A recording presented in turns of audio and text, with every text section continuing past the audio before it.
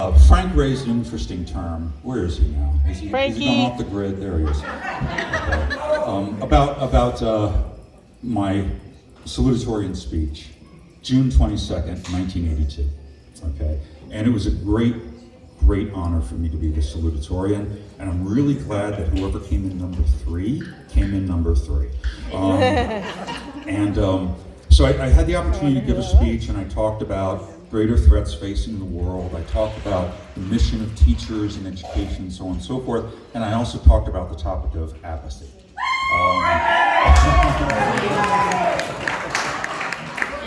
And how it's so incumbent upon us to care about each other and about the larger world that we live in. And so I want to do a tiny sales pitch. Okay. Many of us, well, some of us are retired. A lot of us are thinking about retirement. Others are thinking, okay, maybe someday.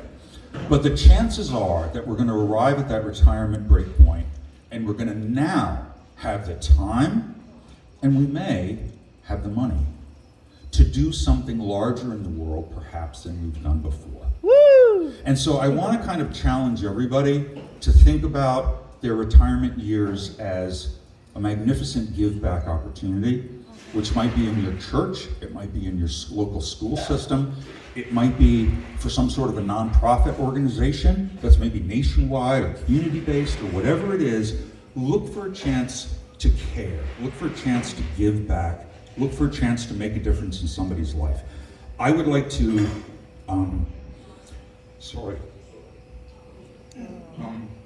so for those of you who haven't figured out, thank you. For those of you who haven't figured it out by now, I'm gay, and I came out.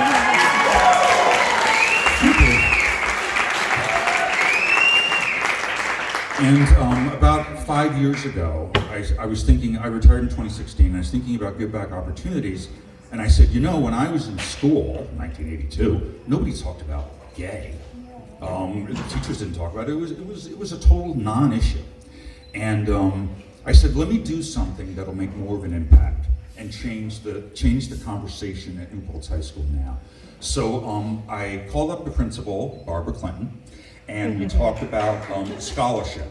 And so I said, from now on, I want to give a scholarship every year for $2,500 to a student who is a leader in terms of LGBTQ visibility, anti-bullying, whatever it is, to try to make a difference.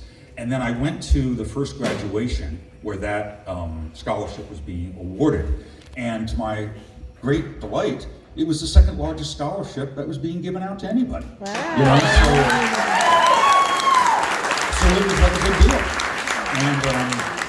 And a girl named Miriam won the award, and then we hooked up later at the sort of the mixer, and she grabbed my arm and she said, you know, you're giving me more money for college than my father was giving me for college. Wow. And I was like, that's what it's all about. And then so in the ensuing years, I get the most heartfelt cards and letters from recipients about what it means to them.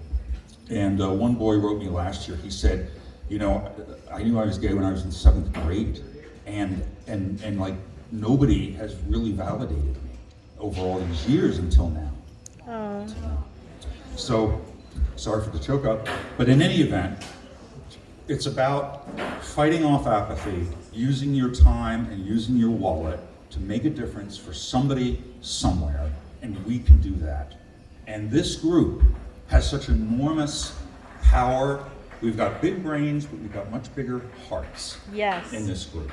And so I hope that that can be part of your life path going forward. That's that whole thing about apathy. So you got me going.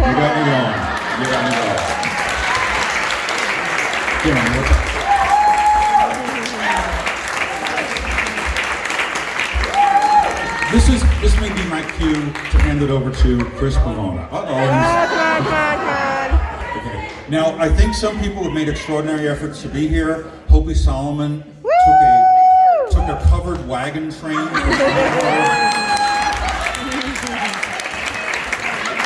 I think Dan Ruffin came from San Diego. Someday there's going to be somebody. I was a little pissed off that Lisa Bergman didn't fly in from Brussels or wherever I know, right? et cetera, et cetera.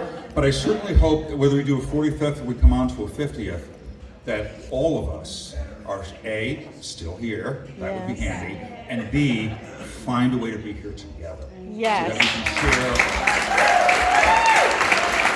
share the love that we know exists within this wonderful class. Thank you.